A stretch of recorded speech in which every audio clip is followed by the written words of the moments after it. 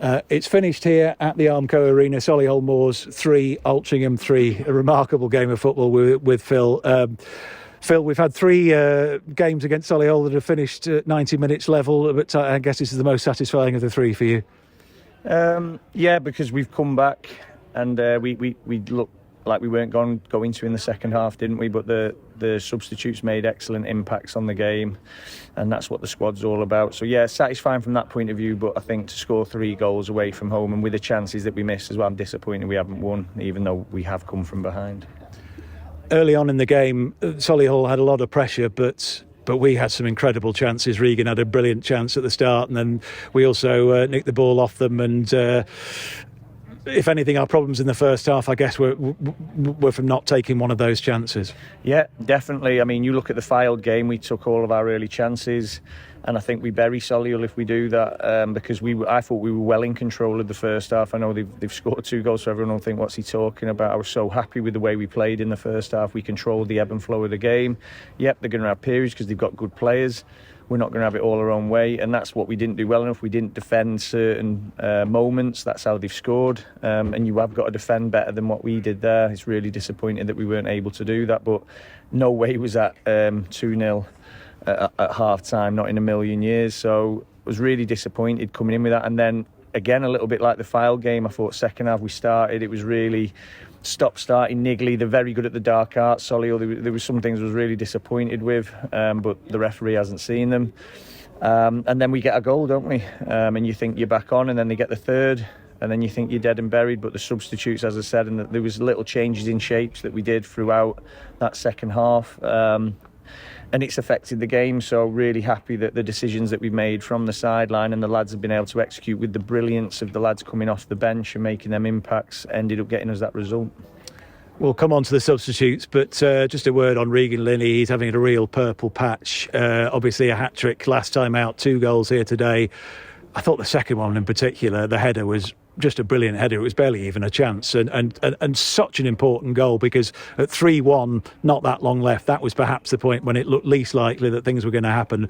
But he is having a hell of a run at the moment. He's a very good player, and he needs to do that for us. That's what really good players do in this team, in this division. If we want to be a playoff team, which everybody wants, we need Regan to be scoring as often as he is, and he needs to do it throughout the season now. So it's great that he's doing it, and that's why I certainly have done everything I've done to try and keep Regan at the football club, extending his deal, because we know how important he is to us. And when I spoke about who's going to be the main man, we all knew who we wanted it to be and who it should be, and he's now delivering on it. So that's what the main players do in a team. They deliver when you need them to do that. And again, with Matty Coslow coming off the bench, what a great finish that was. So on top of Regan's 2 really important goals, Matty's third one was just brilliant. Yeah, it certainly was. Matty Coslow was sort of the centre of attention towards the end. I don't know if that was a little bit of a hangover from the FA Cup game here at all.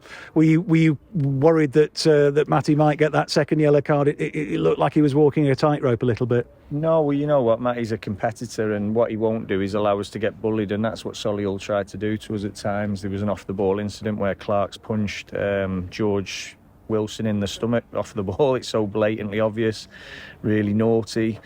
And they were doing little things like that all the way through, pulls, grapples, headlocks, you name it. And listen, you've got every right to it, because you've got to stand up. It's when you hear that old adage, don't you, it's men against boys, and we stood up for ourselves, and Matty was the catalyst of that. I think he put a big tackle in on Osborne,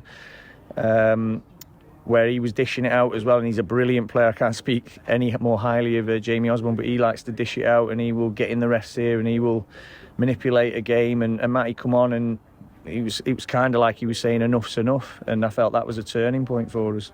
Yeah, I fully agree with that. He certainly is a player that changes the atmosphere, changes the tempo of a game.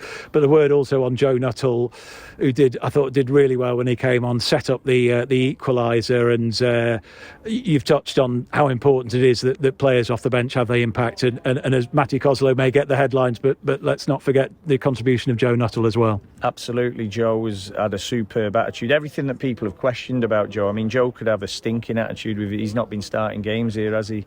But he's had a fantastic attitude, because he's been treated with respect, and he knows he'll play and he'll earn his game time, and he's done that brilliantly. Joe's a top player, I keep reminding people what Joe's pedigree is, and I'm sure he's going to start chipping in with important goals. But as long as he's affecting games, that's all I want Joe to do for us at the moment. And then I'm sure he'll get that little run where he'll start more games. But his attitude's second to none. And a special mention, I know we go through everyone here, don't we? But Jake Bickerstaff, he's nearly scored, hasn't he, with a Regan-esque type finish where he's come inside and he's worked the line, and he's been a nuisance, and he's turned balls over for us that have allowed us to attack again. And again, he could have had a poor attitude because he's come here to play. Two lads come on loan, expect to play, but they both know that at the moment there's a pecking order that Regan's at the top of. But what you have got is a group of lads who are all in it together, pulling together, and that's why you come away and you come back from the dead, really, because that's what we were. 3-1, you're dead and buried. And the biggest word that I just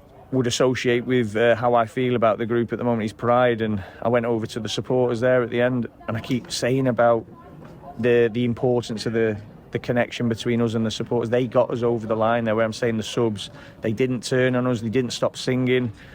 We've had some real battle scars from coming here in the past where we've had heavy defeats, and they didn't walk out, they didn't leave early, they stayed right behind us, and they were so important for us today, along with everyone. Where we're saying about the subs, the players on the pitch, just a magnificent performance from them all to get back in the game. But a game that I still stand by. I think another day, if we would have took our earlier chances, we win that comfortably, but it won't look that way because we've come from behind. It'll look a great point, and it is. Any point on the road's a great point, but there's a tinge of disappointment that if we were more clinical, we win that game.